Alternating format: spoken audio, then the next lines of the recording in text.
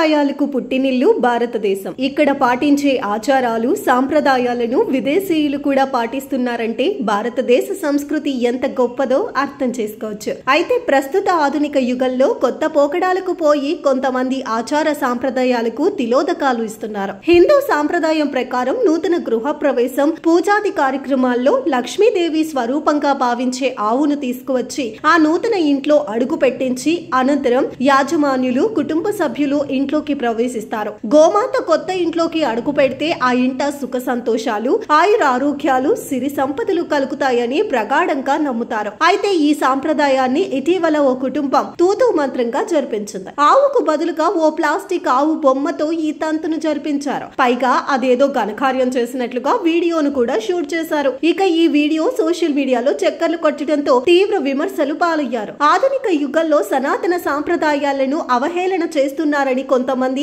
ఆగ్రహం వ్యక్తం చేస్తే అపార్ట్మెంట్ వంటి అంతస్తులకు ఆవును తీసుకురాలేక ఇలా జరిపించి ఉంటారని మరికొంతమంది అభిప్రాయపడుతున్నారు. ఇక ఈ చర్యను మాత్రం పండితులు తీవ్రంగా తప్పుపడుతున్నారు. ఇది సాంప్రదాయాలకు పూర్తి విరుద్ధమని, మహాలక్ష్మి స్వరూపమైన గోమాత నూతన గృహంలోకి అడుగు పెట్టడం శుభమని, ఒకవేళ అపార్ట్మెంట్లకు ఆవు చేరుకొని వీలు కాని వేళ బంగారం లేదా వెండి ఆవు ప్రతిమను పూజించి ఆ ప్రతిమతో నూతన గృహంలోకి ప్రవేశించాలని సూచిస్తున్నారు. బంగారం, వెండికి ఆచార సాంప్రదాయాల్లో ప్రత్యేక స్థానం కల్పించారని, అందుకే వాటిని వినియోగించి గృహ ప్రవేశ పూజాధికాలను యథేచ్ఛగా నిర్వహించుకోవచ్చునని పండితులు చెబుతున్నారు. కానీ ఇలా సంప్రదాయాలను అవహేళన చేసేలా వేద మంత్రాలు, మంగళ వాయిద్యాల నడుమ యంత్రాలతో కూడిన ప్లాస్టిక్ బొమ్మలను ప్రవేశపెట్టడం అపచారమని స్పష్టం చేస్తున్నారు. ఈ చర్యలు ఇక్కడితో ఆగిపోవాలని, భవిష్యత్తులో సనాతన సాంప్రదాయాలకు ఎటువంటి ఆటంకాలు కలగకూడదని ఆకాంక్షిస్తున్నారు.